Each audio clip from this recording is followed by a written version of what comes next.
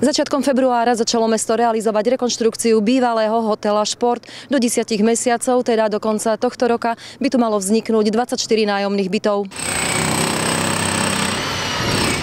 V tejto štruktúre 24 nájomných bytov budú jednoizbové a dvojizbové byty pre štartujúce rodiny, pre začínajúce rodiny. Rozpočtový náklad predstavuje skoro 1 100 000. Na 1 100 000 sa podieľa dotácia z ministerstva dopravy vo výške 350 000. 600 000 je štátny fond rozvoja bývania, to je úver, a 150 000 približne dáva mesto do toho vlastné prostriedky. Keďže budova bola postavená pred 50 rokmi, pôjde o kompletnú rekonštrukciu objektu. V rámci prác sa počíta aj so znížením energetickej náročnosti stavby. Dnešné požiadavky na bývanie sú odlišné a musia spĺňať aj podmienky, ktoré určuje štátny fond rozvoja bývania, kde je určené, že cena bytu na 1 m štvorcový nevie byť väčšia ako 2170 eur.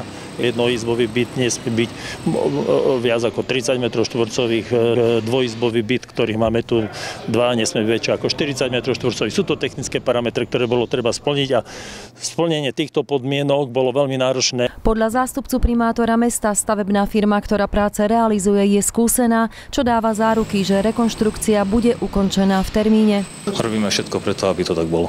Momentálne prebiehajú burácie práce, plus prešla nejaká odinštalovanie nejakých pôvodných elektrických zariadení, vodoinštalačných zariadení a podobne. Priebežne začíname aj s realizáciou nových priečok a vodoinštalačných a kurenárskych a elektroinštalačných rozvodov. Je logické, že nové byty prinesú aj potrebu nových parkovacích miest.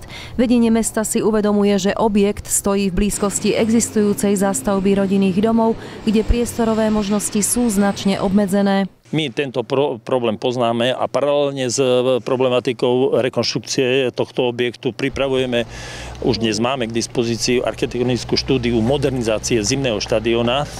Tento materiál by hovoril o reorganizácii dopravy a statickej hlavne dopravy a parkovania v tomto území, kde by sme vyčlenili plochy, ktoré by boli určené pre bývajúcich.